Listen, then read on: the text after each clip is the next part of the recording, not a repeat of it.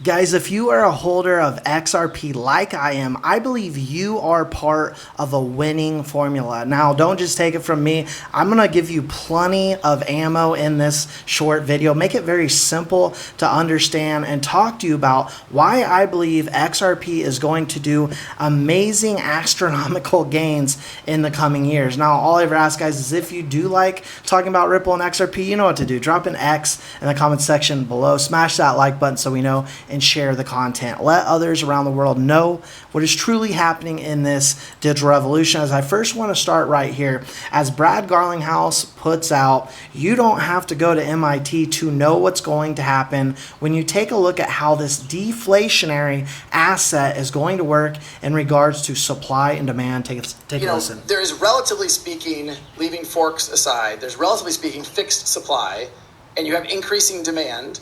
And when endowments and institutions, Joey and I sat in a meeting not that long ago with, some of the largest institutional money in the world trying to get smart about crypto. They owned zero on that day. I don't know if they do today.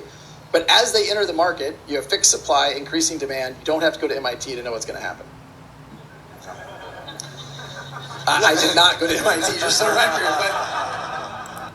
And for the record, he didn't go to MIT, but he did go to Harvard Business School, which is a very reputable school, of course. Now, Smoke has been on fire, like I said the other day, and he's been talking about how, the XRP and ILP together can process trillions. They're putting out content about how ILP and XRP is a game changer, which can process trillions of transactions per second without any central authority. Here's Stephen Thomas, the key architect for Interledger Protocol, saying this happened because payments technology wasn't ready, but it is now. With technologies we've helped build, Ripple, XRP, and Interledger, we can process trillions of transactions per second. And like I said, also, guys, listen to this very carefully. Smoke, who put this out on X, formerly known as Twitter, give him a follow. He's absolutely on fire, pun intended. XRP. But give him a follow, guys, because this guy is absolutely killing it on X, formerly known as Twitter. Now, Bank of International Settlements. We're on the task force, guys. I think you know that. I know that. We've talked about this a lot in the past. We know that Ripple is directly tied to the Bank of International Settlements. We see that here. Very critical that everyone understands this. The Basel framework, which is effective January 1st, guys, 2025. This chapter on the Bank of International Settlements, who again, Ripple's on the task force of, shows that Basel framework is to be applied in respect to banks' exposure to crypto assets. Crypto assets are defined as private digital assets that depend on cryptography and distributed ledger technologies or similar technologies. Now, I'm not going to read all this through, but what it essentially comes out and says is that you need a few things here, guys. The Basel framework, which sets the standard for banking supervision, includes classifications for crypto assets. What these crypto assets are going to need going forward in this digital revolution. According to Bank of International Settlements, crypto assets must be backed by assets like gold, interoperable, which we know XRP of course is, and meet the ISO 20022 standards.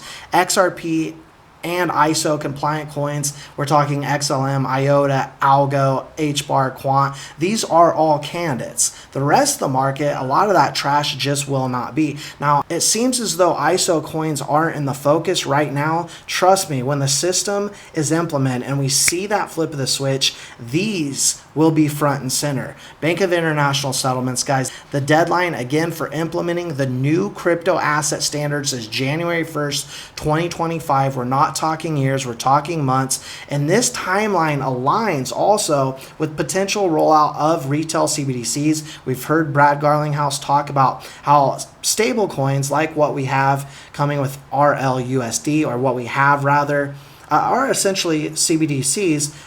That's just going to be the stable coin for the central banks that Ripple is currently working with, which are central banks globally all over the world. It will be RLUSD, which is expected to follow the stabilization of wholesale CBDCs as well. Now, what we've seen from central banks is hoarding gold. We've talked about this as central banks are holding gold, as you can see from this chart, from the fastest pace in modern history. What are they trying to do? They're hedging against de-dollarization, and they're preparing for gold-backed cryptocurrencies like what BRICS is doing right now, ILP. Now, ILP, like we just spoke on moments ago, plus XRP, Google Talks, that is a winning formula, says Chris Larson. Listen here. Having the combination of ILP with XRP, we think that's kind of the killer formula. Yes. That having. Why is it the killer formula? It will no longer be 1,500 transactions per second. We are talking trillions. The amount of burns, the amount of capital, as I spoke on the other day, flowing into XRP will be insanity as we keep growing as well with the AMM pools. 16 million XRP locked up, an average of 300,000 per day right now is being locked up. We are just waiting for the XRPL, RL, USD pairs as well. And also, guys, when we take a look at the cycle in general for altcoins, you know, just a few days ago, we saw this red flip to green. This is about the same exact sentiment we had in 2020. It's very similar to the time we have right now.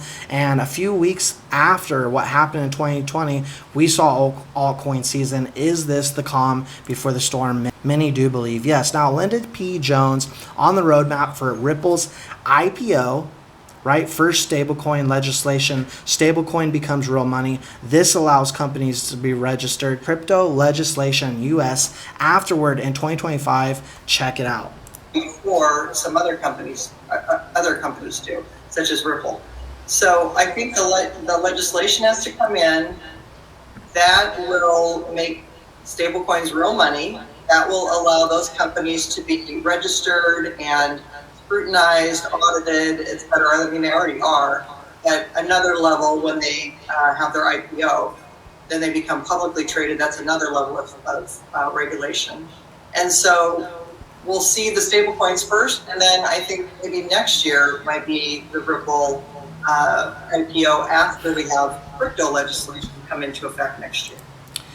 With all this lined up, guys, and as Ripple CEO joined CNBC, let me pause that, CNBC recently to discuss the crypto industry coming together, they are an absolute worldwide global dominant force waiting for an explosion. As he states, this is an industry that has been behind in Washington and really been on the defense from the uneducated. And really been on the defensive from some, I think, uneducated and sometimes intentionally or not, I'm not sure, but really those who are trying to kill crypto in the United States at a time when we want the U.S. to be one of the financial centers of this next generation technology.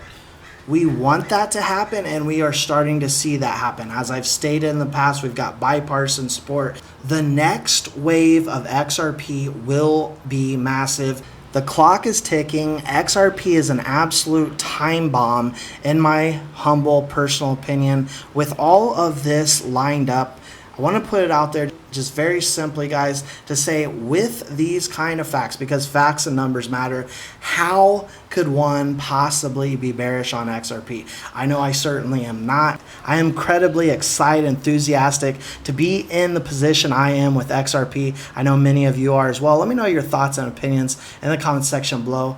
Don't forget to turn on those notification bells. We'll see you in the next one.